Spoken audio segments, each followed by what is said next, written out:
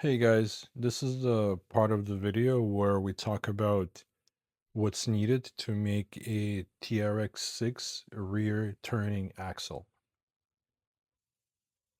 So if you yourself are looking to make a rear steer on the TRX-6, these are the parts that you will need for the rear axle of the truck. To make a rear axle steer in a TRX-6 is a little bit tricky. Because it is a mirrored axle, so you can't just take a front axle and flip it or anything like that. And in this video, we're going to cover the part list that you will need in order to take a rear TRX-6 axle and make it a steer axle. First of all is the axle itself, or the axle housing rather. So it's not a front axle, it's not a TRX-4 rear axle, it is a TRX-6 rear axle. And you have to use this axle. There is no other way around it. So the axle itself, okay. And then we have our portal cover pieces, front and rear. This is the front portal cover. This is the back portal cover. And as you can see, it's the same as in the front because front axle is a turning axle. So we're going to be putting these onto the back axle to make it steer axle. And then of course we have the caster blocks. Okay. This is the parts that are gonna attach to the side of this axle housing. Then we have stub axles. These are extended thread ones. I like using these as opposed to the standard thread.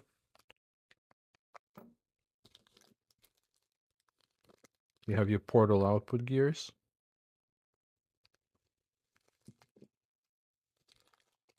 Of course, the spool with the pinion gear. So this is underdrive. So the rear axle is going to be underdriven in this case. And what you will need also is two of these things. Okay. Here are the part numbers. Okay, so you have the front right axle shaft and you have the portal input gear. Okay. Both of these are the same. So you would basically need two of the right axle shafts. These are front right axle shafts. You're going to need two of them. And last but not least, this is the on-axle servo mount I am going to use for this build. And let me show you how that goes on. So the servo mount attaches in the manner like so.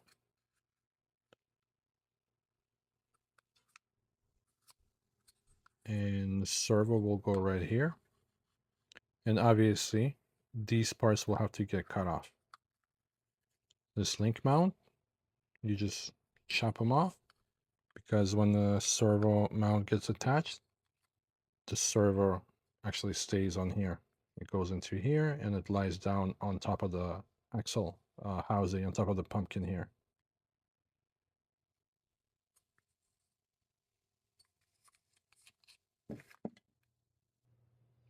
I decided to go servo on axle route using this mount. I used it in my other truck and it's working out pretty well. You could, however, go chassis mounted servo using a panhard maybe, and that could also work. But because I have this, I am going to use servo on axle mount like this one. And here's the key element in making a rear axle a steering axle in a TRX-6. Let's talk about some of the custom work that will have to take place if you're trying to make a rear axle on a TRX-6 a turning axle. So these axle shafts are both right front shafts. They're the same length, okay? They're exactly the same.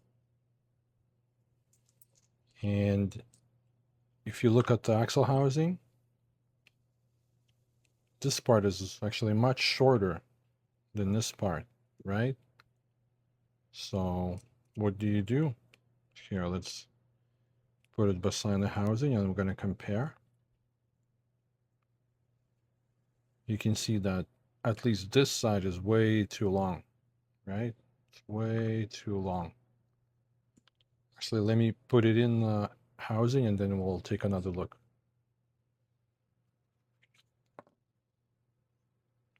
No bearings, we're just gonna throw it in there because we're not installing anything. Just want to show you guys something. Okay, this side is in. Okay. Now we're going to insert this side. And here you start to see the issue, right? This one sticks out quite a bit. This one not so much, but this one sticks out quite a bit.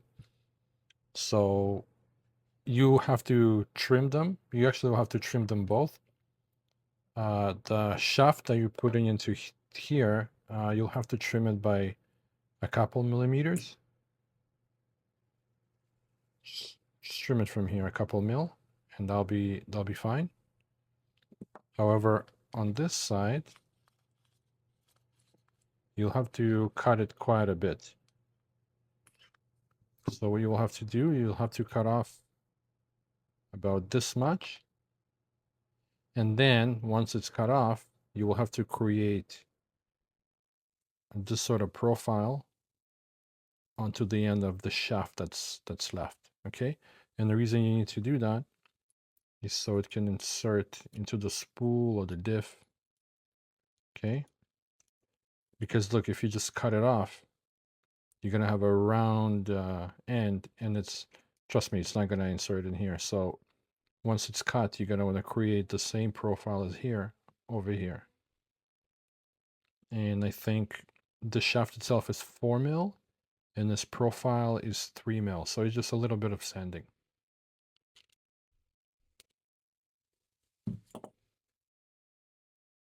I'm not going to make a video of me cutting the shafts. There's already a rather extensive and detailed video on the channel. I'll put the link in the description on how to cut the shafts and how to make a TRX-6 rear axle a turning axle. I'd actually show the work and how I get it done.